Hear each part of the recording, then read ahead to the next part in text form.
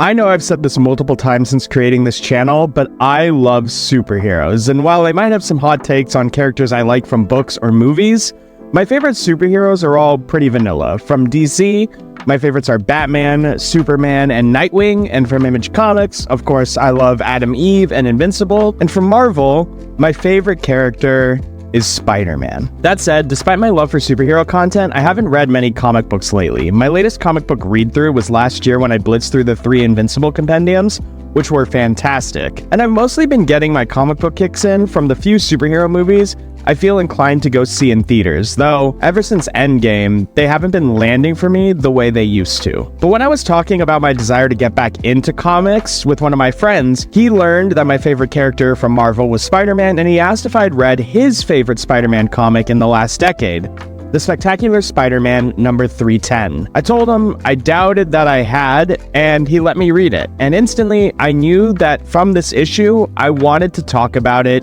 in this video, because I think this issue highlights everything that we as readers should demand to see more of in our comic books.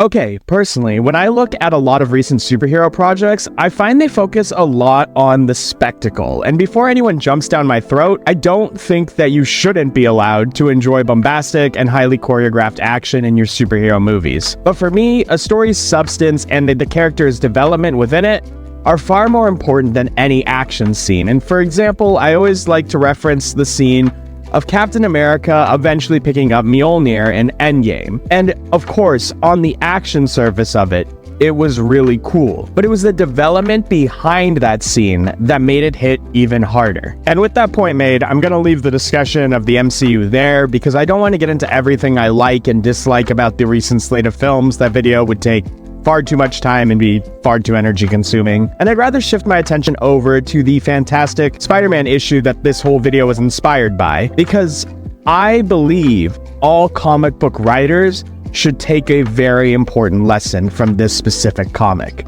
So in September of 2018, Chip Zdarsky penned Peter Parker, The Spectacular Spider-Man number 310. And created one of the most interesting Spider-Man stories I've ever read. Peter Parker and his stories have always been very human, and while he is of course one of the greatest heroes in the Marvel Comics universe, his greatest appeal comes from the fact that he operates primarily on a street level. His stories are highly personalized. They're built upon themes like the fragility of relationships, the power of public perception, and the tenacity of a human being's ability to overcome struggles. And Peter has always been a character to place the weight of the world on his shoulders as a result of this. And while, there was a lot of discussion about if Tom Holland played a good Spider-Man due to the fact that he was, jokingly called Iron Man Jr. a lot in the MCU, I do very much enjoy the scene between him and Tony Stark in Captain America's Civil War, where Peter displays his worldview perfectly. After all, if there is anything nearly everyone knows about the Spider-Man universe, it's the famous line, "With great power comes great responsibility." You can do things that I can. You don't. And then the bad things happen. They have you. Spider-Man continually refers to himself as the friendly neighborhood Spider-Man, and in this issue, we see both Peter's desire to help those in his immediate vicinity in his neighborhood, and the crushing weight that he places on his shoulders in a truly unique way. As I said earlier, the perception of the public plays a huge role in Spider-Man's stories, and Zdarsky portrays this not through the mouthpiece of J. Jonah Jameson, as is usual, but through a series of interviews done by a young filmmaker named Colin, who is seeking to do a Spider-Man documentary. And during these interviews, Colin receives various one-off responses. For example, a police officer calls Spider-Man a joke, and one calls Spider-Man a spy, waiting for someone to do something wrong, and states they don't want to live in a world patrolled by Spider-Man. Others, however, state that he's beautifully selfless, and one even talks about how he's clearly poor due to him eating at a hot dog stand that he gets free hot dogs for life due to saving the vendor from a supervillain attack. And most impressively to me,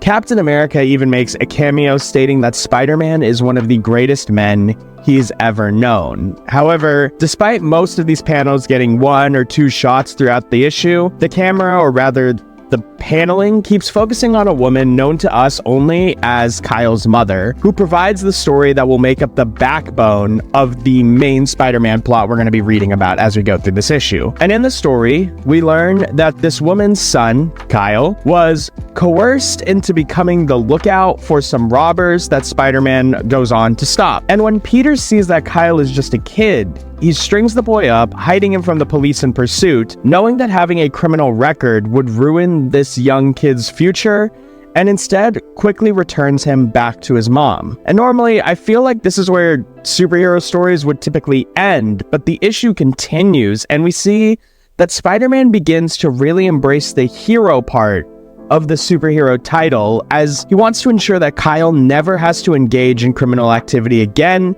and frequently returns to Kyle's house to help him improve his grades in school. But because this is a Spider-Man story and the Peter luck exists, one day, when Spider-Man arrives at Kyle's house to check on him, he finds out that Kyle has been taken by the robbers who had gotten out on bail and is implied to have been killed by them, as they blame Kyle for their capture. And for 5 pages in this issue, there is absolutely no dialogue. On the first page, we see Peter quietly doing what little he can to comfort a mother who lost her son before one of the scariest things that can happen in Marvel Comics happens, which is Peter hunts down the robbers and beats them up in pure silence, which, if you know anything about Spider-Man, the golden rule of his character is that if he's not talking, you're in massive danger. But the final panel of this silent section shows Peter on a rooftop crying desperately over Kyle's death. In the eyes of most everyone, Peter did everything right and then some. He saved the boy's life and future. He mentored the boy when he didn't have to, and frequently came in to check on him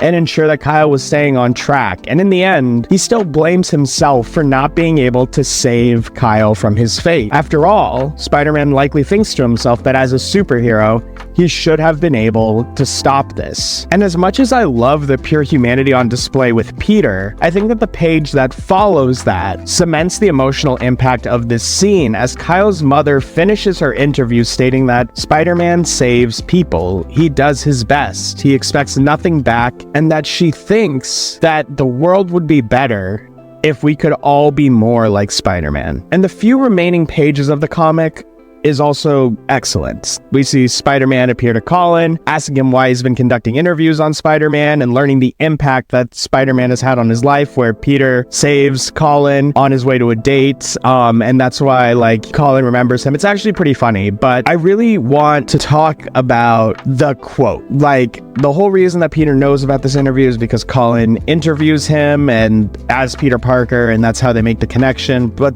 the main important part is the mother. You see, superhero movies are awesome. The fights, the humor, and the stakes. There's clearly a reason why the MCU did so well during its peak, but I think it's important to not get so hung up on the super half of the word superhero. After all, it is the hero part that truly counts. It's the hero part of what Peter did for Kyle's mom and her son that was the driving force of this story. And what I love about this issue of Spider-Man is that it truly demonstrates the hero and the respectable character that Peter is, without the need for some over-the-top, highly produced, high-budget, massive stake, end-of-the-world battle. This comic, for me, really demonstrates that Zdarsky understood that what makes these comic books special is the inspiration these heroes provide us. Like Spider-Man says, he never wants to stop trying to help others. And when I think about what it means to be a hero, it's someone that people aspire to look up to want to be like. And while stories really focus on the parts of a superhero character that we as normal humans cannot mimic, cannot really do. I can't stop an asteroid from falling onto the Earth. I can't, warp realities. I can't you know, there's things that the superheroes do that I can't do. I can't fly, I can't shoot laser beams, but I can help people. And I think that this issue was so beautiful in highlighting that in the end, you don't need to be super to be a hero, and that there are ways that everyone can help make the world a better place. And so, to me, this issue of the Spectacular Spider-Man really, really rekindled this desire I have to read more of these comic book stories, because, I don't know, I guess I really, really enjoyed it. And with all that rambling, I think it's time for me to pass it over to End Screen Jared. Hey everybody, End Screen Jared here to tell you thank you for watching and subscribing. The last video I posted, I was talking about how close we were to 600 subs, and now we're at 623. You guys are awesome and really keep inspiring me to keep producing content for this channel, and I really couldn't have done it without you guys. If you haven't yet subbed, or this is the first time on my channel, then I really hope you liked what you saw. And if you did, please be sure to like the video and subscribe and chime off in the comments to say hello. And with that said, I think you know the drill. It's time to plug. So first, be sure to follow me on Twitter and Twitch. The links to both are in the description below. I'm also still trying to write more on Medium, so if you want more review type content, kind of like what this video was, but with more of like an analytical breakdown, you should follow me there. And of course, since you're already on YouTube, you might as well check out more of my content. On screen now, you should find my latest video on the Percy Jackson universe, where I discuss the properties of the magical metals present in the series. And if that's not your thing, why don't you take a look at my playlist where I discuss content regarding the comics of the East, manga, and its adaptation, anime. And with all that said, I hope you have a great rest of your day, and until next time, peace.